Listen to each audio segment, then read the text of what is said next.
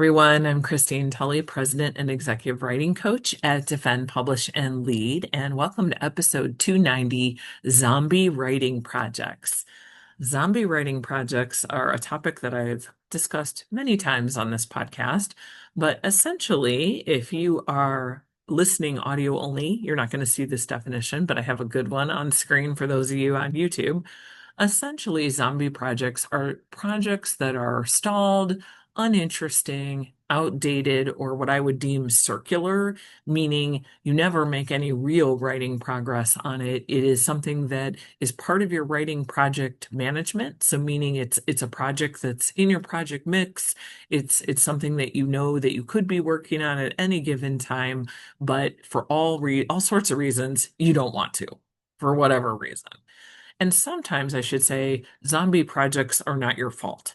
So, for example, if you have a team of co-authors and you've done your part, but you send it off to somebody else and they're not doing anything, or they keep pushing off the meeting that you're supposed to have about, data analysis or something like that, it's still a zombie project for you because you can't move it forward. And as you know, at Defend, Publish, and Lead, movement and completion are two major principles where we talk about always trying to make movement on writing projects and always making choices that push to completion. The reason these are zombie projects is because you can never get them to completion. So either you can't make any movement on them, or you can make movement, but then somebody else isn't doing their share of the movement on that project. And so a lot of us have these. So they could be all kinds of things. And there's lots of places to look. So for example, one spot to identify some projects might be if you're somebody that recently graduated, maybe there's something still in your dissertation that you could put out there. It could be that you have maybe, a portion of a chapter that maybe could become something interesting, but for whatever reason, you're really kind of finished with your dissertation. You don't want to do any more with it. You're just not going to use it. Other projects could be things, they could be in your email. They could be an invitation that somebody says, oh, let's get together, let's write about our conference presentation and turn it into a book chapter, and that never happened. While it's true these are just ideas, they're also that mental clutter that's part of zombie projects, because in your mind, they could still potentially be a writing project. They could be alive, but they're not. And they don't have the viability, at least not yet. And so one thing that I started thinking about with zombie projects is just which ones do I have and what am I going to do about them? Because at any given time, all of us have them. And I want to take a moment to just say a zombie writing project is not the same thing as an idea for writing. So many of us have lots of ideas. I've actually talked about this before on the podcast about where to get ideas and how to make sure that ideas are part of your writing project management system, because we all have ideas about future writing projects coming in all the time. And so it's important to know where to store these ideas and to keep them in your list.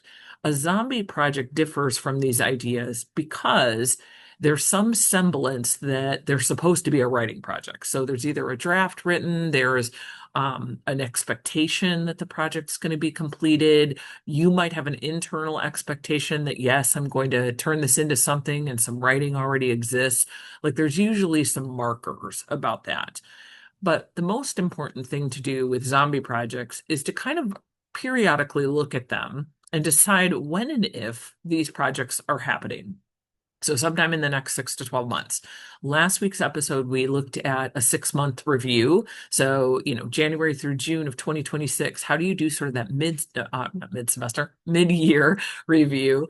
How do you do that? How do you look at what projects are happening? What did you actually publish? What do you need to work on? What are some things that need your attention?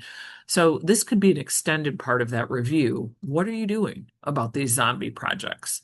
Because one of these decisions is decide when they're happening. So are you actually going to work on them in the next 6 to 12 months? Or if they're happening at all? It's totally okay to abandon a writing project. We actually did an episode about abandoning a writing project. a project that I decided to walk away from. I've actually had a couple like that. And one time I abandoned a project and then my co-editors decided not to let me abandon it. And now it's a book. So a little shout out to Lars and Jackie, who did faculty writing research with me, because that was a project I was going to abandon. I had just had a baby, I had a lot of life circumstances, and I was going to let it go because I just couldn't do it. And they kind of reeled me back in. So sometimes you can be that catalyst to bring a zombie project back to life. So in that case, I'm very thankful for them because that actually came out. But it is a decision making process. And as all things with writing project management, decisions are important here because you can't work on all the writing projects at all the time. And you can't work on too many at once because then you're really scattering your attention. And at that point, not a lot of completion is going to happen because you're making so many little decisions and things to remember. It's just hard to get any traction on anything. So deciding when and if, super important. And so I decided, as part of my half year review, I wanted to just look at what zombie projects I still theoretically have out there. So on screen, if you are somebody watching on YouTube, you can see this. But if not, I figured out I have four. And I want to describe what they are because this might help you decide if you have some and where they are. One of them is what I call a yucky article or a yucky writing project. It just means it's never going to be my first choice of a writing project. It's got, it's partially done. And yeah, I've said a lot about it before, but on the podcast, but I just decided that, you know what, I'm in a good spot. I just finished a book manuscript. I've got the room in the summer. So this is summer of 2026. I'm completing it this summer, or at least moving it to the next stage where I can submit it and get some feedback and all that. So my goal for that one is August 1st. And so that was a decision I had to make. I had to actively decide to pull that out of my writing project mix and say, yes, I'm working on it in this period of time. And yes, this is the deadline that I'm going to get it. So I've made a decision. Yes, I'm going to try to complete this one. I also did a postdoctoral certificate a long time ago at University of Michigan. Totally great experience to do that after having a PhD. It was in film studies. It's now their screen cultures program. And I did this really great paper on Mexican cinema and melodrama. I just got really interested in that. I was kind of interested in all things, film, screen cultures. I was really into a lot of digital things early in my career. And so I decided to do the postdoc there to expand that. And I got really interested just in general in Mexican cinema. And I loved all the old melodramas and these cabaretera films. I mean, just totally, I have a really cool project that I did there. And it's a great paper. But I'm not a film studies scholar. I didn't do anything with it after that. I got really good feedback from my professors, my colleagues there, that haven't done anything with it. And, every year I'm sort of like, am I going to do anything with that? And I still could. Like, the topic is not outdated. It's not time sensitive. It could be really cool, but I know I have to do a lot of ramp work to kind of figure out how to write that. It's a new language. I would never pretend I'm a film studies scholar. I'm not. I mean, yes, I, did the postdoc and I took classes and did the theories and stuff, but I'm not prepared to write in that genre. And so another thing you can consider about zombie projects is, why are they a zombie project in the first place? And in that case, I know that I will have to do some pretty deep work to turn that paper into something that's publishable. It's a great project. It's good, it's a little longer than article length. I've got, I'm excited about it. I like it. I mean, every year I'm always like, oh, I would love to touch that paper. But right now, I've decided, because remember, I'm thinking 6 to 12 months ahead, I'm going to just leave that and just leave it on hold for now. It's just not going to fit into the next 6 months, or next 12 months. Then I have a third project, and this one is some cool research in my secondary area, which is in classical rhetoric. I teach a graduate course in classical rhetoric, and my secondary area, in addition to faculty productivity, is my first area. Secondary area is there, and I've done many workshops, seminars, long-term stays at the Harvard Center for Hellenic Studies. And I did this really cool research there in their library, all about how graduate students in classics conceptualized rhetoric. And I have all these really great archival theses from their library. all kinds of stuff. And that was a project I was planning to work on. I had actually conducted the research right around when the pandemic hit. And one of the parts to that project was another planned trip back to that library to kind of finish out what I was doing. Never got back there. We're now 6 years later. I still have all the research, and it's not going to expire on me or become outdated because it's archival. And so one of the things that I started thinking about is, I've wanted to get back to that project. I would be in a good spot to do it in spring of 2027. And so I have decided, yes, I think I'm going to work on it. I am tentatively slotting it into my project mix for spring of 2027. So to kind of activate it. So not being a zombie anymore, I'm going to try to bring it back to life. And in that case, I do have some draft work, not much, maybe 5 pages, and then a ton of archival work. So again, one of the reasons this project is a zombie project is not because I don't have the research completed, but it requires some legwork to get back into that project. I need to see review what I have. I need to make another trip to the archives. Like there's some more active work, but totally doable. And then the last one I have is an article that I started doing when I was studying my own graduate students, maybe 5 years ago, just on their writing patterns and what I was starting to notice when they were making the shift from like an undergraduate student to a master's level student in writing. And I was kind of interested in it as sort of a self-study for our program. And I do have pages on it, but I have decided probably I am abandoning this one. I'm just not, it's not that I don't care. Still think it's kind of cool, but I'm not interested enough to let it carry over into other things that I want to do. So it's probably getting abandoned. What I do with zombie projects, sometimes if it's not actually a project anymore, it's maybe more like an idea that maybe I'll end up using it for like a conference presentation, or maybe I'll conceptualize it in a different form. That might be what I'm going to do with it. So a second thing that I would think about, as you can hear from that little review of the things I'm considering, is I would look at projects one by one to just decide what would make this project viable, because you could discover it's not going to be viable anymore. So here would be a good example for something that's not viable. A long time ago, when I graduated, I was doing some very timely but very quickly outdated research as a PhD student. And it was a digital project, and the digital realm was just moving way faster than my project did. And I decided I had a couple things in the chute. I was going to make some articles out of, some dissertation material. And I had to really quickly decide this is not going to be viable. It's just not, because it's going to get outdated too quickly. I don't know enough. There were just a lot of pieces to it that made it not viable. So I knew that I had to abandon those pieces, and I just let them go. Other things that might tip off that something's not viable. For example, a project that you've gotten rejected on a manuscript multiple times.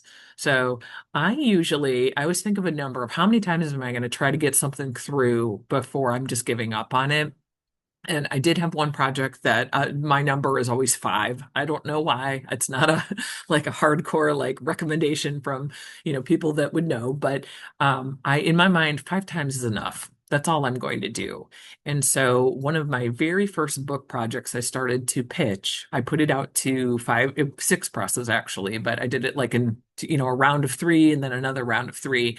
And nobody wanted it for lots of different reasons. And it just wasn't a viable project. The audience was just too small. It was really specialized. And what I ended up doing was carving up that project and making a couple of articles out of what I could take from it. But it wasn't viable as a book. So that's another thing to think about zombie projects. One of the reasons you might not be working on it is because it's not viable, and you kind of know it's not, but you don't want to say, I'm giving up on it. It's okay to give yourself permission to let go of something that's not viable. We just cannot carry all of the writing projects. And one of the great things about having a really strong writing project management system, where you're really thinking about like, what's in my scholarly pipeline? How do I move from an idea to a writing project? And it's actually like an active writing project on my agenda.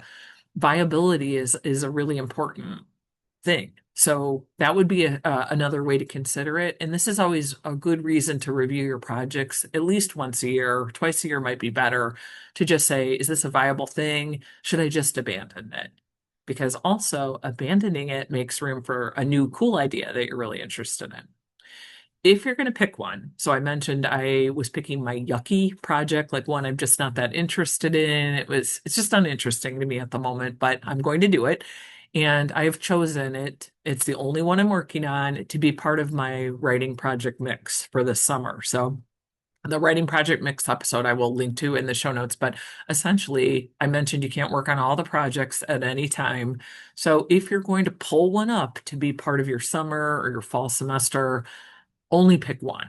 Like sometimes I will get clients at Defend Publish and Lead and they'll say, I want to clean off all these old manuscripts. And, there's a lot of, people that will say, well, oh, let's get all those, papers out of your backlog or something like that. That's not always the best route to go because sometimes there's a reason why they're in the backlog and they just stay in there. So just choosing one to come up out of that writing project mix is a better match with like your energy, your interests, your potential teaching load if you have time to tackle it. And so one of the things that I did was I just made a quick list for summer about some things that I had to do because trying to get a zombie project to come back to life requires stuff. I had to go find where is this draft? Where's the most recent draft? I knew I was doing some things with interview data. Where are these interviews? What do I need to do about talking about the biographies of my participants? Like, there's a lot that has to happen because one of the things with zombie projects is a lot of times you haven't touched them in a long time. That's why they're zombies. So for me, I had to spend several hours just finding everything and like reading through what I had to make some decisions about what I was going to do. And then I would argue the most important thing, number four for zombie projects, is just making that deadline to get rid of it. Because it's fine to start working on it again, but it will only increase the frustration and that circular writing progress where you keep writing, but you're not actually putting anything out and completing anything if you don't have that deadline to get rid of it. So, I like kind of a short window to get rid of these zombie projects, if at all possible, like something between 3 and 6 months, because we don't want the zombie project hanging around forever. And if you're having any trouble deciding what to do about a project, like, yes, I'm doing it, no, I'm not doing it, or I am doing it, but I'm not doing it till spring 2027, if you have any trouble deciding on that, anyone could talk to us at Defend Publish and Lead for 30 minutes. If you go to our website, it's just defendpublishlead.com. There's a little contact us button. If you just fill out a form, we can answer you an email, or you can set up, if you want to talk live, we can chat over 30 minutes, but we're happy to help you decide what you want to do with those zombie projects. So don't hesitate to reach out to us and happy writing this week.